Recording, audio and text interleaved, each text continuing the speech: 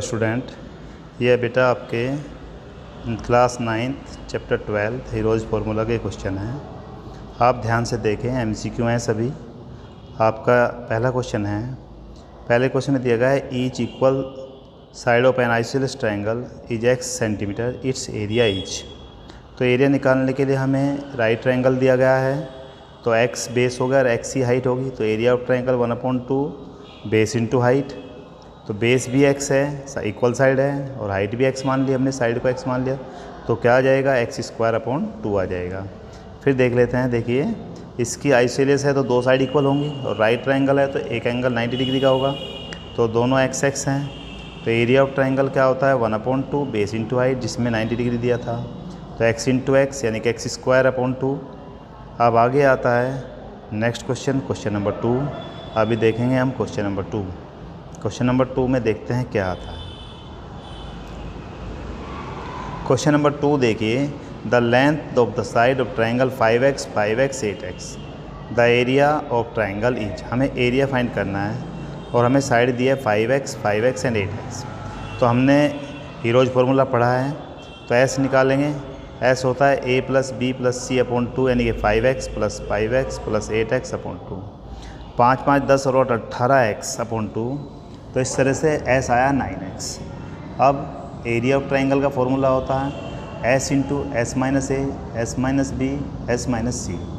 अब बेटा s कितना है 9x minus 5x। Question number 3, each equal side of an isosceles triangle is 5 and third side is 8 centimetre, यानी कि दो साइड तो 5 5 है और थर्ड साइड 8 है। एरिया हमें फाइंड करना है। अब देखिए एक फिगर बनाते हैं, फिगर में हम 8 सेंटीमीटर लिख लें और 2 को 5 5 लिख लें, यानी कि a की वैल्यू 5, b की वैल्यू 5 और c की value 8 centimetre. s is equal to 5 + 5 + 8/2 यानी कि 18/2 यानी कि 9 centimetre. Area of triangle s into s minus a, s minus b, s minus c, तो यानी कि 9 इंटू 9 माइनस 5 9 माइनस। इस तरह से क्वेश्चन नंबर 4। क्वेश्चन नंबर 4 में the side of the equilateral triangle is 2x, then the area of the is. तो all sides are equal हैं, तो ऑल एंगल भी इक्वल होंगे 60 डिग्री के। तो इसका मतलब एरिया ऑफ इक्विलेटरल ट्रायंगल होता है √3/4a², और इसने साइड दी है 2x, तो a की जगह हम 2x रख दें, तो 2x का होल स्क्वायर यानी कि 4x², 4 से 4 कैंसिल हो जाएगा। इस तरह से आंसर आ जाता है √3x² स्क्वायर यूनिट। आप क्वेश्चन नंबर 5 देखिए, if the perimeter of an isosceles triangle of base 12 centimetre and is 30 centimetre, then area is. यानी कि पेरीमीटर 30 सेंटीमीटर है और इसका isosceles triangle of base 12 centimetre है। हमें बेस दिया हुआ है। अब देखिए एक हमने फिगर बनाई, आइसोसेलेस ट्रायंगल है तो साइड दोनों x होगी और नीचे बेस 12x हो गया। पेरीमीटर दे रखा तो x + x + 12 = 30 सेंटीमीटर, यानी कि यहाँ से हमारी x की वैल्यू 9 आ जाती है। अब हम s निकालें, तो s होता है पेरीमीटर/2 यानी कि 9 + 9 + 12/2 यानी कि 30/2 15 आ जाएगा। अब एरिया निकाल देंगे, formula s into s minus a, s minus b, s minus c, s के स्थान पर 15 रख देंगे। आगे आता है question number 6, the perimeter of an equilateral triangle is 60, it's area is. अब इक्विलेटरल ट्रायंगल है तो इसको हम देखते हैं, पेरीमीटर दिया हुआ है तो सारी साइड इक्वल होगी, 3x = 60 आ जाएगा, x की वैल्यू 20 आ जाएगी। Area of equilateral triangle √3/4a², a के स्थान पर 20 रख दें तो 20 का स्क्वायर होता है 400, 4 से कैंसिल कर दिया जाए 100 आ जाएगा। तो इस तरह से 100 √3 मीटर स्क्वायर। हमें पेरीमीटर दिया हुआ था, कितना था 60, तीनों साइड इक्वल थी, तो x + x + x 60। आगे चलते हैं नेक्स्ट क्वेश्चन पर। Question number 7, the length of each side of equilateral triangle having area 9√3 सेंटीमीटर², यानी कि हमें एरिया दिया हुआ है और ईच साइड पूछी है। किसकी पूछी गई है? इक्विलेटरल ट्रायंगल की पूछी गई है। अब देखिए इक्विलेटरल ट्रायंगल में क्या आता है, सारी साइड इक्वल होती हैं और हमें इसका क्या दे दिया एरिया, तो हम फॉर्मूला लगाएं √3/4a² = 9√3। √3 से हमने √3 को कैंसिल कर दिया, या a² = 9√3 × 4/√3। तो इस तरह से a² की वैल्यू आ जाती है 36 सेंटीमीटर स्क्वायर। तो a = 6 सेंटीमीटर आ जाएगा। यहाँ से हमारी a की वैल्यू निकल गई। इसने पूछा था हमारे से each side of equilateral triangle क्या होगी, तो यहाँ से ईच साइड इक्विलेटरल ट्रायंगल की कितनी आ गई, 6 सेंटीमीटर। आगे हम नेक्स्ट क्वेश्चन पे चलेंगे। क्वेश्चन नंबर 8 देखेंगे अभी। क्वेश्चन नंबर 8 को देखते हैं क्या आता है। The base of right triangle is 8 centimetre और हाइपोटेनियस 10 सेंटीमीटर दिया है। पूछा है एरिया।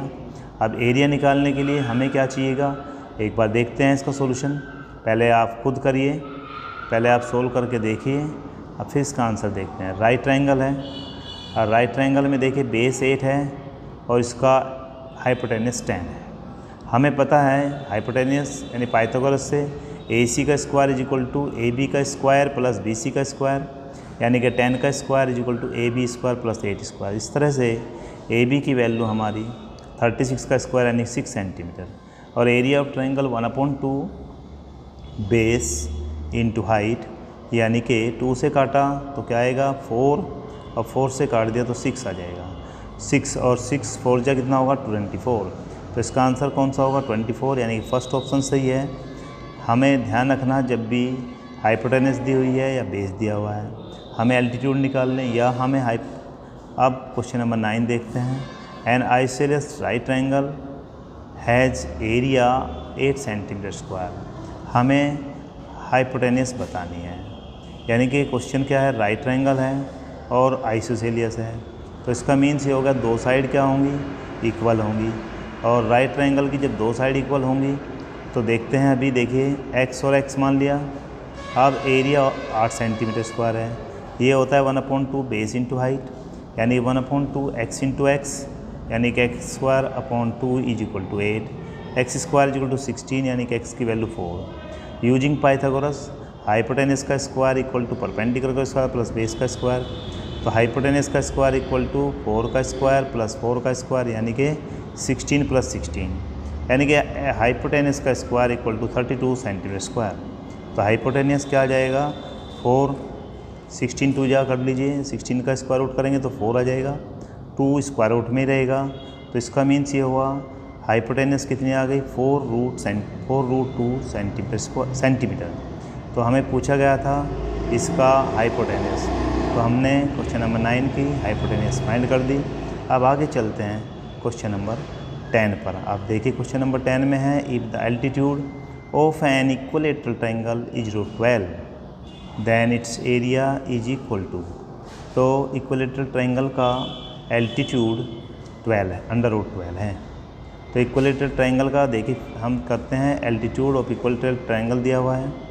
इसका फॉर्मूला होता है एल्टीट्यूड का √3/2a इज इक्वल टू कितना है 12।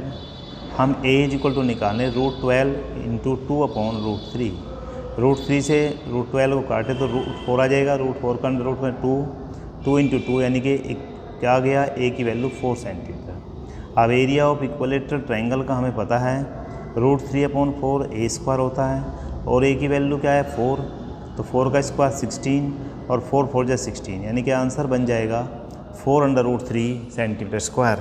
इस तरह से क्वेश्चन नंबर 10 हमारा कंप्लीट हो जाता है। अब आगे चलते हैं हम क्वेश्चन नंबर 11। अब बेटा इसमें कुछ सारे MCQ क्वेश्चन हैं, सब हीरोज फार्मूला पर आधारित हैं। इसमें कुछ में इक्विलेटरल ट्रायंगल दिए हुए हैं, तो हमें ध्यान होना चाहिए इक्विलेटरल ट्रायंगल का एरिया क्या होता है। हाइपोटेनस पूछी है तो क्या करना है, एल्टीट्यूड पूछा गया है तो फाइंड करना है तो क्या करना है।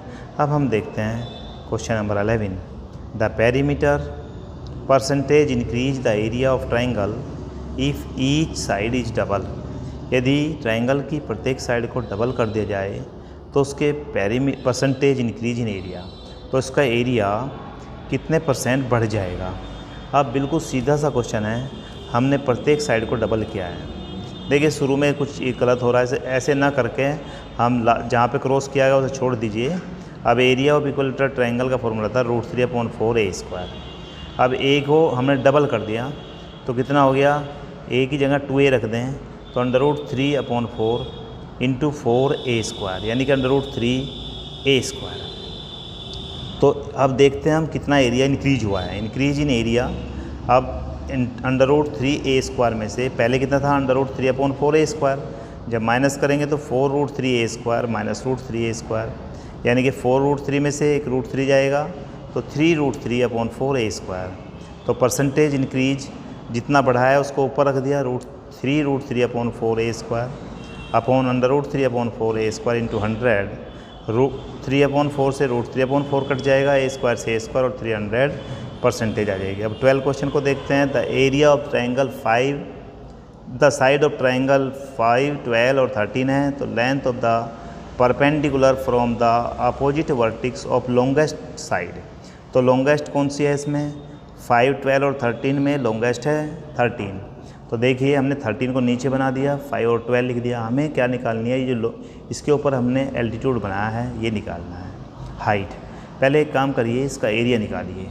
एरिया के लिए हीरोज फार्मूला लगाएंगे, पहले एस निकालेंगे, 5 + 12 + 13/2 यानी कि 15 सेंटीमीटर। फार्मूला लगाया, आप सबको आ ही गया होगा फार्मूला, और फार्मूले से हमारा एरिया आ गया 30 सेंटीमीटर स्क्वायर। अब इसका ट्रायंगल का एक फार्मूला और हो सकता है, 1/2 बेस इंटू हाइट, और हाइट हमें निकालनी है। बेस कितना है, 13 है, तो 1/2 बेस के स्थान पर हमने 13 पुट कर दिया। हाइट इज इक्वल टू 30, तो हाइट इज इक्वल टू 30 × 2/13 आ जाएगा। 30 × 2 क्या होता है, 60, 60/13। तो इस तरह से हमारी हाइट देख लीजिए, आपका ऑप्शन है इसमें से कौन सा। अब क्वेश्चन नंबर 13 देखते हैं। The side of the triangle are ratio 3:4:5। If the perimeter of the triangle is 84 centimetre then area of the triangle. अब भैया हमें रेशो दिया होता है, जब हम क्या करते हैं, इसकी साइड को मान लेते हैं, लेट कर लेते हैं। जब भी रेशो दिया होता है तो यहाँ पर हमने साइड को लेट किया 3x, 4x और 5x। हमें पेरीमीटर दिया हुआ है 84 सेंटीमीटर। सब साइडों को ऐड करेंगे, 3x + 4x + 5x = 84। इस तरह से x = 84/12 यानी 7 आ गया। तो a की वैल्यू 3 × 7 21 सेंटीमीटर, b की वैल्यू 4 × 7 यानी कि 28 सेंटीमीटर, और c की वैल्यू 5 × 7 यानी कि 35 सेंटीमीटर। अब एरिया का फॉर्मूला है s × s - a, s - b, s - c। हमने एरिया का फॉर्मूला लगा दिया, 42 - 21, 42 - 28 और 42 - 35। ऊपर हमने किया इसको 42 × 21 और 21 × 50, 14 × 7। नीचे से हम ऊपर चले गए, इसके फैक्टर कर दिया, जो पेयर बने उनको बाहर निकाल दिया। एक 2 बाहर आ जाएगा, 3 और 7, 2 3 जा 6 और 7 7 जा 49, उनकी मल्टीप्लाई करके आंसर आ जाएगा। Question number 14। The length of the side of the rhombus is 30 and one of the diagonal is 48 centimetre long, area of the rhombus. अब देखिए हमें रोम्बस की एक साइड दी हुई है, ये तुम्हारी बुक का ही क्वेश्चन है जो 18 कर्व वाला है। तो हम एक काम करें, हमें पता है कि diagonal of rhombus bisect each other at 90 degree. तो यानी कि AC कितना है, 48 है, और CO इसका आधा हो जाएगा 24। हम पाइथागोरस का यूज करें, सारी साइड 30 हैं, तो यानी कि कोई सा भी ट्रायंगल ले लें। ये ले लिया हमने OBC, तो 30 का स्क्वायर इक्वल टू 24 का स्क्वायर प्लस BD का स्क्वायर। यहाँ से हमने जब स्क्वायर किया तो BD हमारे पास 18 आ गया। अब जब BD आ गया तो BD का डबल इसका OB हमारे पास कितना आ गया, BO 18। अब BD हमारा देखना है, BD BO का डबल है यानी कि 2 × 18 36 आ गया। अब हमें पता है कि area of rhombus 1/2 diagonal first into diagonal second होता है। अब देखिए 1/2 डायगोनल फर्स्ट कितना था, पहले से ही पता है हमें 48 था। दूसरा डायगोनल कितना आया है, 36 आया है। दोनों की मल्टीप्लाई करके आंसर आ जाएगा। अब 15th question. The side of the triangle x, y and z if x + y = 7 metre and y + z = 9 metre और z + x = 8 metre, then the area of triangle. अब देखिए हम अगर x + y तीनों को एक इक्वेशन, तीनों की इक्वेशन को जोड़ दें तीनों को, तो यहाँ पर बन जाएगा 2x + 2y + 2z = 24। 2 कॉमन ले लें तो x + y + z = 24, और 2 से इसको काट दें तो x + y + z की वैल्यू 12 आ गई। हमें पता है x + y 7 है, तो तो 7 + z = 12 और z = कितना आ जाएगा 5 सेंटीमीटर। अब y + 8 = 12 और y = 12 - 8, y की वैल्यू 4 आ गई। इस तरह से हमारी सारी x y की वैल्यू आ गई, x y z की वैल्यू मिल गई हमें। s = 3 + 4 + 5/2 यानी 12/2 6 आ जाएगा। अब हमें एरिया ऑफ ट्रायंगल का फॉर्मूला पता है, s × s - a, s - b, s - c। हमने वैल्यू पुट कर दी तो इससे हमारा 6 × 6 - 3, 6 - 4, 6 - 5। ऊपर देखिए इधर कोने पर 6 × 3 × 2 × 1 यानी कि 36 का स्क्वायर रूट 6 मीटर आ जाएगा। अब आगे चलते हैं हम क्वेश्चन नंबर 16 पर। अब 16th क्वेश्चन में if each side of equilateral triangle is half then the ratio of the area of new triangle to the area of original triangle। अब हमें अगर इक्विलेटरल ट्रायंगल की प्रत्येक साइड को आधा कर दिया जाए, देखिए इक्विलेटरल ट्रायंगल का एरिया होता है √3/4a²। Area of new triangle = √3/4 a/2 का होल स्क्वायर, यानी कि साइड हमने आधी कर दी तो √3/4 a²/4 यानी कि √3a²/16 आ गया। यानी कि नया एरिया भी आ गया हमारे पास, पुराना एरिया भी आ गया। इसने कहा न्यू एरिया का ओरिजिनल एरिया से रेशो बताना है। ऊपर हम लिख देंगे √3/16a², नीचे लिखेंगे √3/4a²। तो इसको काटा जाए तो ऊपर कितना आ जाएगा 4 रेशो, यानी कि 4 ऊपर आ जाएगा, ये 4 ऊपर चला जाएगा, नीचे आ जाएगा 16, यानी कि 1/4। यानी कि 16th क्वेश्चन का आंसर देखें तो new area upon original area = 1/4। हमारा आंसर आ गया 1/4, यानी कि बी ऑप्शन सही है।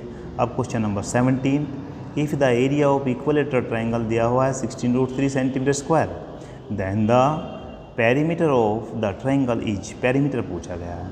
भैया एरिया दिया हुआ है तो एरिया का फॉर्मूला लगाइए √3 अब इसका इक्विलेटरल ट्रायंगल का एरिया आपको बहुत बता दिया मैंने, याद हो गया वो अच्छी तरह से।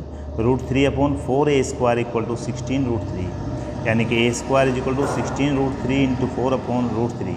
√3 से √3 को काट देंगे, a² = 64 और a की वैल्यू क्या आ जाएगी 8 सेंटीमीटर। हमें पूछा गया है इसका perimeter. Perimeter of equilateral triangle होता है 3 × साइड, और साइड आई है 8 सेंटीमीटर, तो 8 × 24 यानी 24 सेंटीमीटर। इस तरह से हमारा 17th क्वेश्चन कंप्लीट हो गया है।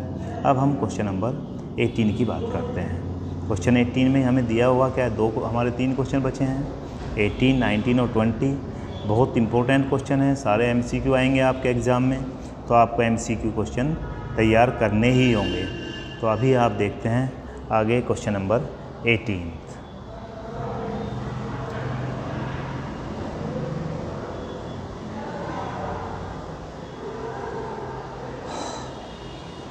The side of the triangle are 35, 54, 61 respectively. The length of its longest altitude। देखिए लॉन्गेस्ट एल्टीट्यूड निकालना है। आप हमेशा ध्यान रखेंगे पहले तो एरिया ऑफ ट्रायंगल निकाल लीजिए, और जब भी लॉन्गेस्ट एल्टीट्यूड निकालना है तो कौन सी साइड पर एल्टीट्यूड बनाएंगे जब सबसे छोटी होगी। सबसे छोटी है 35, तो 35 पर हमने एल्टीट्यूड बनाया तो लॉन्गेस्ट निकलेगा। तो s = sum of side upon 2, तो 75 आ गया इसकी वैल्यू। फॉर्मूला अप्लाई कर दिया, सब वैल्यू रख दी। इस तरह से हमारा आंसर 420/√5 आया। अब 1/2 बेस इंटू हाइट भी हो सकता है एरिया ऑफ ट्रायंगल, और बेस कौन सा लेना है हमें 35, और इसका एरिया कितना है 420/√5। अब देखिए 1/2 × 35 × हाइट = 420/√5, तो h = 420 × 2 × √5 अपॉन वैल्यू पुट करके आंसर निकाल लीजिए। Question number 19, the side of the triangular board दी हुई है 8, 10 और कॉस्ट ऑफ द